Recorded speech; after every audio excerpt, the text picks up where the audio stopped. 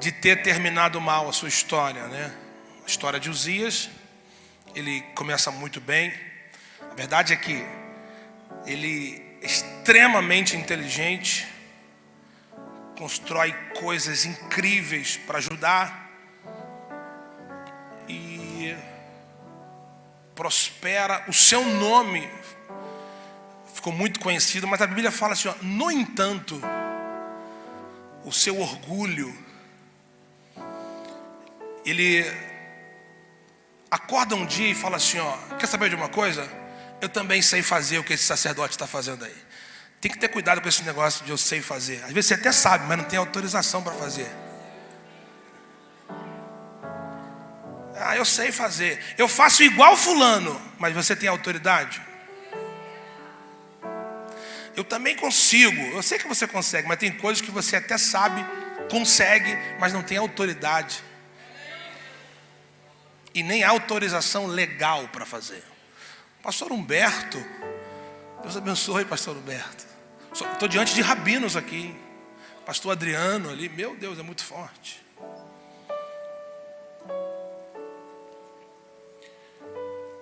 Não importa como você vai começar, e sim como você vai terminar a sua vida.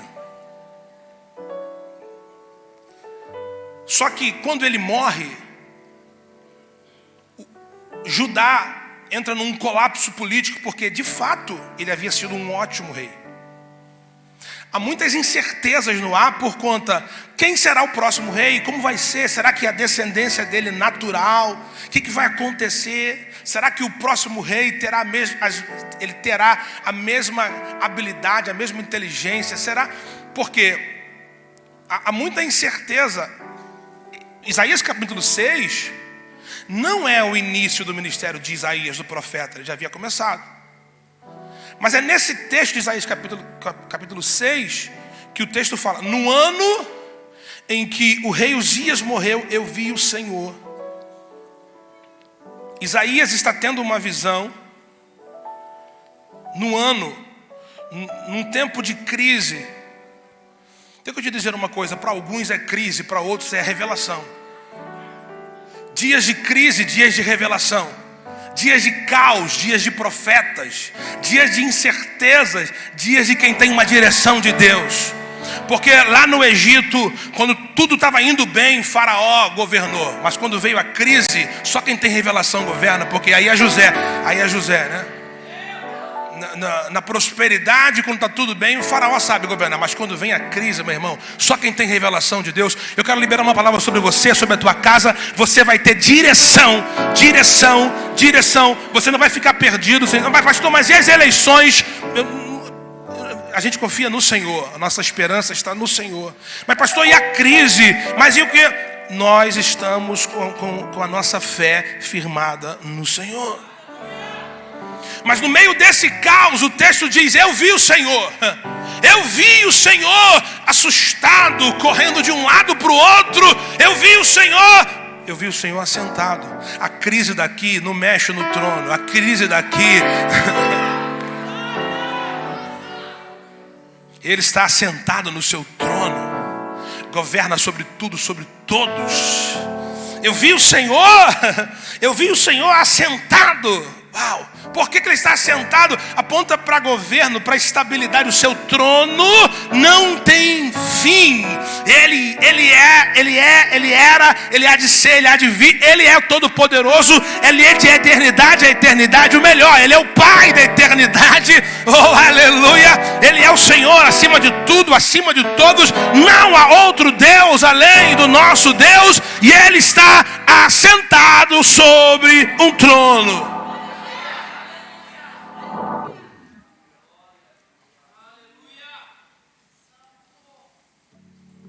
Sabe, estar sentado tem a ver com assim, ó, eu sei o que está acontecendo aqui, vai dar tudo certo. Eu tenho 3 filhos, como passou ali. E às vezes eu estou sentado no meu sofá, que é um lugar bom de sentar. E as crianças estão fazendo um grande avivamento. Um corre para um lado, outro pega um brinquedo de um se pendura na cortina. E aí a minha esposa fala o seguinte: você não vai fazer nada. Mas eu estou assentado no meu sofá. Eu sei que tudo vai ficar bem. O pai, o chefe, o sacerdote da casa, take it easy, uau, calma, vai dar tudo certo. Não é um cara que está descansado, não, é alguém que já sabe, eu estou no controle, está tudo certo. Isaías está vivendo um momento difícil, mas ele olha, ele tem uma visão no templo. Ele está no templo, ele tem uma visão, ele vê o Senhor assentado no seu trono. E o texto diz: a aba do seu manto enchia o templo. Tem uma tradução que diz assim, ó: no ano em que morreu o rei Uzias, eu vi o Senhor assentado sobre um alto sublime trono, e o seu séquito enchia o templo. O seu séquito, a aba das suas vestes. Perceba, ele está sentado e a aba, a orla, ou o séquito, o que enchia o templo não eram nem as vestes, mas sim a aba, ou o séquito. No sentido literal, séquito significa um grupo que segue junto a alguém. Era como se fosse uma comitiva. Então a tradução original desse texto diz assim, ó, o séquito, que tem a ver com... Por que o séquito do rei? Porque quando um rei vencia outros reis, havia um costume que era: o rei pegava a aba do rei que ele vencia e costurava na sua veste. Então ficava séquito. Esse séquito era uma emenda. Quando o rei vencia uma outra nação e o rei subjugava o rei que havia perdido a batalha, o rei pegava a aba das vestes do rei que perdeu a batalha e costurava na sua. Quando o rei chegava depois das batalhas, a proporção do tamanho do seu séquito dava uma informação para aquela nação: esse rei venceu muitas coisas, porque olha o tamanho.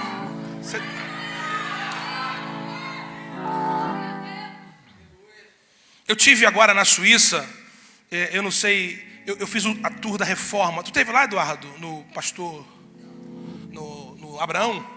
E o Abraão ele é pós-graduado nesse negócio aí. E ele me fez o tour da reforma. E eu fui na catedral de Calvino. Inclusive eu fiz as pazes com Calvino, mas isso é outra coisa. Percebi que nem Calvino era calvinista lá. Mas isso é outro assunto. Aí tinha pedaços de... como se fosse granitos grandes, lindos, na parede assim, um monte. E eu perguntei: Abraão, o que é isso?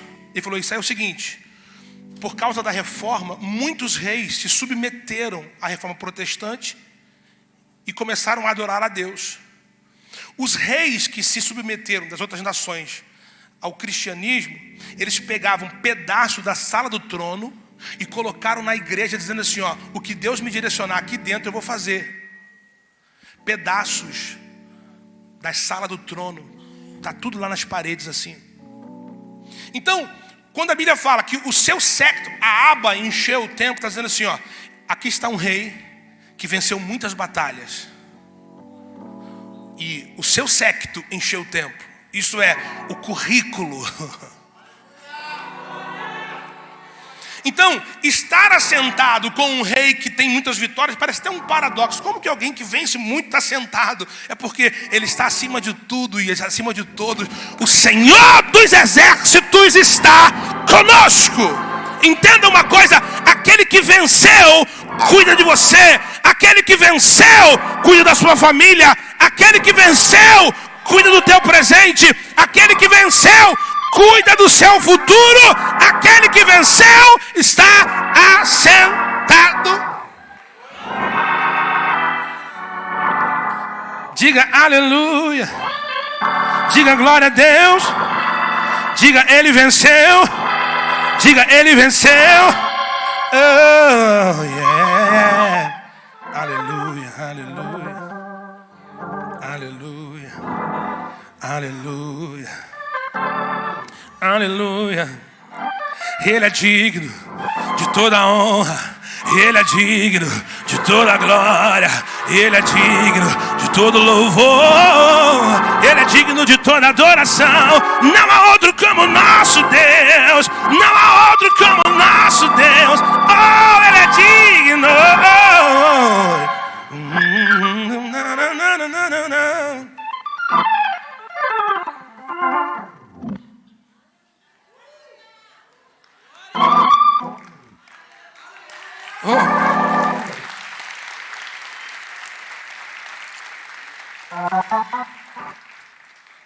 Se deixar, ele se empolga, tá, pastor? Cuidado, esse menino é perigoso. Versículo de número 2, estou encerrando. Acima deles estavam serafins. Cada um deles tinha 6 asas, com 2 cobriam o rosto, com 2 cobriam os pés, com 2 voavam. Proclamavam uns aos outros: Santo, Santo, Santo é o Senhor dos exércitos, e a terra inteira está cheia da sua glória. Ao som das suas vozes, versículo 4, aleluia. Ao som das suas vozes, os batentes das portas tremeram, e o templo ficou cheio de fumaça. Santo, Santo, Santo é o Senhor dos exércitos, e a terra, e toda a terra inteira está cheia da sua glória. Então, ao som das suas vozes, tem adoração enchendo o ambiente. Tem adoração, tem adoração enchendo o ambiente. E é essa adoração que está enchendo o ambiente, está balançando os umbrais. Alguém pega essa palavra. A tua adoração vai começar a balançar algumas coisas. Aleluia. A tua adoração, você vai começar a ver alguns movimentos na sua. Agora perceba, é perigoso balançar os umbrais, não é? Porque é da sustentação. Paulo e Silas, preso, e a Bíblia fala que eles estavam no cárcere inferior. Perto da meia-noite eles oravam e cantavam. De repente veio o quê? Um terremoto. Raciocina comigo. Se um terremoto vem, a parte mais atingida é que está embaixo. A Bíblia diz que o terremoto foi forte. Só que o terremoto que Deus manda na intensidade. É um volume, sabe? É como se fosse um... Deus fala assim, ó, vai tremer tudo, mas não cai nada. É só para colocar as coisas em ordem. Os caras saem intactos. Só as correntes quebraram. Tem terremoto chegando, mas não é para morte. Tem terremoto chegando, mas não é para destruição. Alguém pega essa palavra. Deus sabe como mexer na nossa vida. Deixa eu te dizer uma coisa: enquanto você adora, enquanto você proclama, enquanto você declara a santidade do Senhor, as coisas vão começar a sacudir na sua vida. Tem coisas, prepare-se, porque você vai ver algumas coisas se mexendo na tua vida. A tua adoração. Mas pastor, mas que adoração é essa?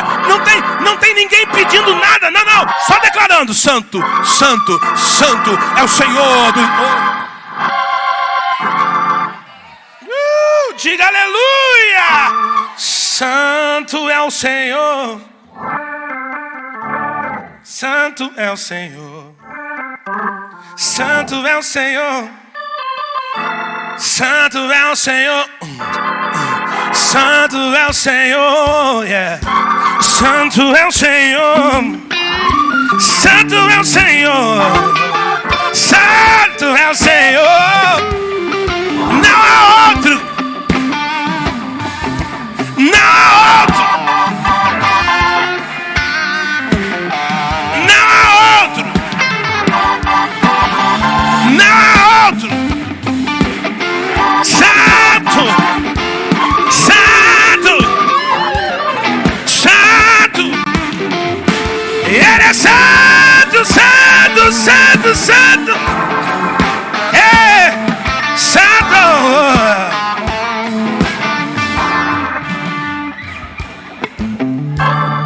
Tem certeza que a gente está em São João ou é o Brooklyn aqui?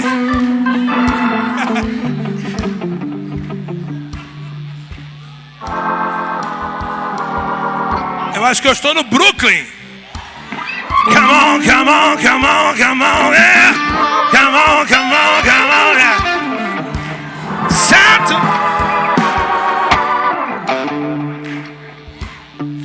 Santo, santo, santo. Você nunca vai encontrar na Bíblia Deus é justo, justo, justo. Já parou para perceber isso? Deus é amor, amor, amor. Deus é fiel, fiel, fiel. Você não vai encontrar. Porque quando a Bíblia fala que Ele é santo, santo, santo, está declarando assim, a sua essência. Ele é santo na sua essência. Quando você diz santo, você define, Ele é santo. Quando você diz santo, santo, você enfatiza que Ele é santo.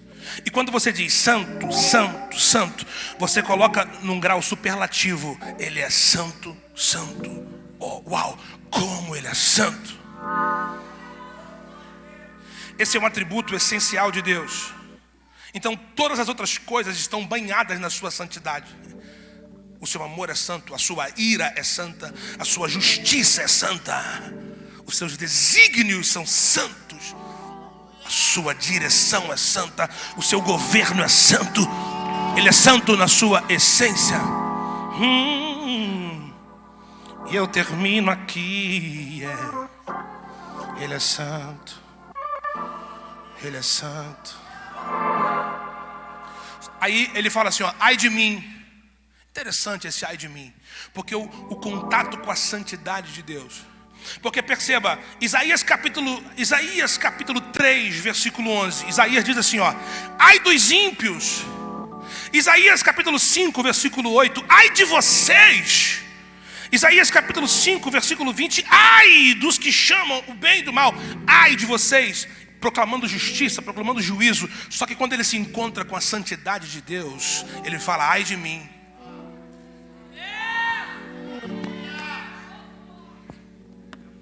Autocrítica. Ai de mim. Ninguém falou nada com ele. Deus não fala com Isaías aqui uma palavra de direção. Deus está sentado no seu trono. Mas diante de tanta santidade, diante de uma atmosfera de adoração, ele fala, ai de mim. E aí ele confessa o seu pecado. Eu sou um homem de lábios impuros. Então os anjos voaram, os serafins voaram. Percebeu que Deus não fala uma palavra? É o constrangimento de quem está diante da santidade do Senhor. Você fala assim, não precisa ninguém me falar, eu sei, meus lábios são impuros. Ai de mim. Só que essa entrega, só que essa extrema revelação da santidade de Deus e essa confissão que vai marcar. E aí então um dos serafins voou com uma tenaz, pegou uma das brasas que estão no altar e tocou nos lábios dele. Esse encontro com a santidade está mexendo com quem é Isaías. E ele fala assim, ó, eu não sei o que vocês vão resolver da vida de vocês. Ai de mim. Muito melhor do que você nesses dias você ouviu muita coisa aqui, mas o que você vai decidir aqui? É muito mais importante do que você ouviu aqui, mas sim o que você vai decidir aqui. E eu de fato, não é demagogia, eu quero ouvir o pastor Eduardo Gonçalves, que eu sei que ele é um grande homem de Deus. Deus te trouxe aqui nessa conferência, e você vai sair dessa conferência entendendo o propósito de Deus e a direção que Ele vai trazer para você, para tua casa, para tua família. Deus abençoe. Aleluia!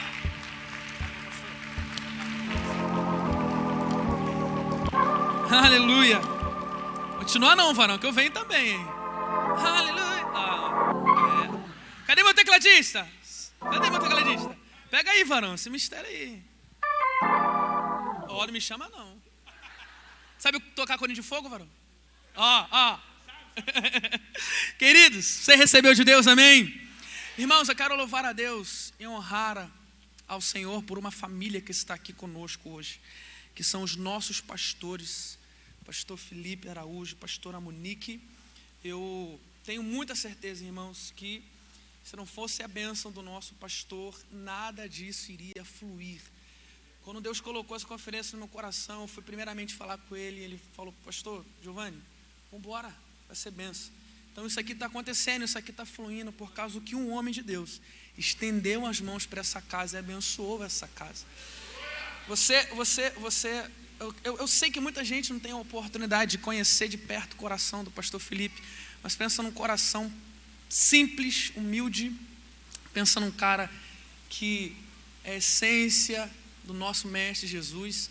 Eu sou feliz de ter o pastor Felipe como nosso pastor aqui nessa casa. Não é um rasgar de seda, mas é uma verdade. Os obreiros aqui dessa casa, eles até brincam comigo, porque eu gosto quando o pastor Felipe vem aqui. Eu fico perguntando a eles, eu fico mandando mensagem: pastor Felipe já chegou? Pastor Felipe chegou? E aqueles que amam o seu pastor, amam quando ele está na sua casa espiritual, amam quando ele está presente. Então, para mim é uma alegria receber o nosso pastor Felipe sempre aqui, juntamente com a sua família, a pastora Monique. Deus abençoe a vida de vocês rica e abundantemente. E nós vamos passar aqui a direção para o pastor, e ele vai, no momento oportuno, chamar aqui o pastor Eduardo. Tem alguns pastores de congregação aqui, tem algumas pessoas aqui que com certeza ele vai apresentar. Eu quero chamar esse homem aqui com muita alegria. Preste atenção no LED. Quando chamar o nome dele, eu quero que você faça muito barulho, se alegre, celebre, porque o nosso pastor, ele tem algo de Deus para passar para a sua vida, para a nossa vida. Quem crê, diga glória a Deus. Amém. Pastor Felipe Araújo, pastor sênior da Igreja Nova Assembleia de Deus, formado em Engenharia Civil, graduado em Teologia, consagrado ao pastorado em 2016, 31 anos, casado com a pastora Monique Carvalho. Deles nasceram 2 lindos filhos, Maria e Felipe Filho. Recebemos com muita alegria pastor Felipe Araújo.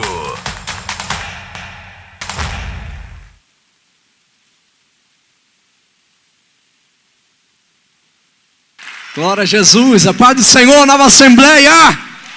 Você está feliz de estar na casa do Senhor, amém? Meus irmãos, são 3 dias, né? 3 dias hoje, quinta, sexta e sábado. 3 dias onde nós temos sido alimentados com a palavra de Deus. E a palavra de Deus traz direção para a nossa alma. E nós estamos felizes com tudo que o Senhor está fazendo nesse lugar. Tem alguém feliz aqui, amém? Glória a Jesus. Eu estou feliz. Hoje o dia já começou forte, né, pastor?